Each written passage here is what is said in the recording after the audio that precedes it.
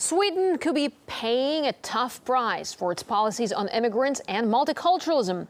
A Stockholm suburb erupted into violence for a few hours as crowds of angry, masked youths from migrant families burned cars, smashed windows, and hurled stones at police officers.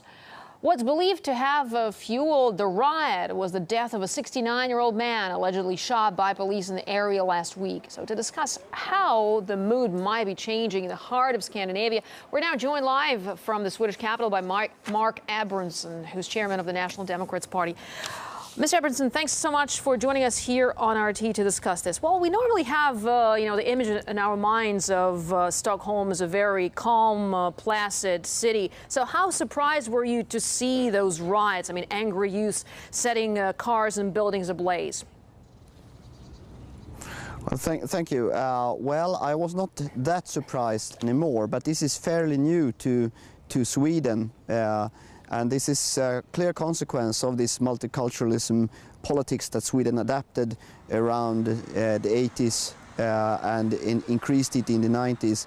And now we are seeing these problems that this politics is not working. And we have seen this. This is not a unique one single occasion. We have seen this in Gothenburg, in Malmö several times, and even in the city where I am elected councillor in Södertälje, in Ronna, we have had these ethnical-based riots against Swedish authorities. So this, I wasn't surprised, but we have seen this in Western Europe. It's very sad, and I think we'll see more of this if we don't change the politics in the future. Well, let's take a look at this particular neighborhood, and it's 80% immigrant residents, and the trouble flared Yes. after a police killed an elderly man there. I mean, obviously these people feel they're not protected by the police. Don't they have a right to be heard? Well, I think that the problem beneath this, it can be different things. This time it was this man that was arrested and resisted and then was killed, and we have other things that happen on other places, but the main reason is that they don't identify themselves with the Swedish society or as Swedes, but they are their own ethnical group. They live in their area and they feel this area as their own, and when the police arrives, they feel that the police are intruding into their sort of country, if you would like to. So how did that happen? I mean, what led to that? Sorry for interrupting you, but what led to that? I mean, how did they their neighborhood or the community where they live turn into a sort of ghetto type dwelling there? I mean, what about the integration policies? Is the government doing anything at all to integrate the immigrants? Yes, I think that Sweden has been trying harder than any other country in Europe to try to push for integration. We have invested virtually billions into it and of taxpayers' money. We have tried everything that the scientists has presented, and still it's not working. And the problem, the core here is that these people, they don't identify themselves as, they identify themselves as their own ethnical group, and they see to the interest of their group. And with the second generation it's even worse, because they are in between the Swedish society and their parents' society, if you'd like to, and it's clearly not working. It's not working in Sweden, it's not working in France or in the United States.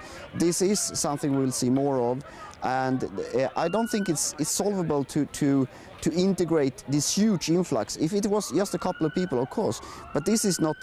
This is what we have in Sweden today is a immigration stream that is so huge that we have no roof. There's nothing that says we will accept this many or we can accept 10,000 or 1,000, but it's unlimited, and that is basically I think this is the really what is escalating, because they want to live with their own people, their own ethnical group. They seek actively to live with their own group, so they concentrate themselves to these areas, and then they feel like they have their own little town in Sweden, and they don't accept or identify with the Swedish authorities. And this is just getting, we have seen this for several years coming up, with police cars. When they are doing work in these areas, there have to be two cars, one protecting the other when they work in these areas.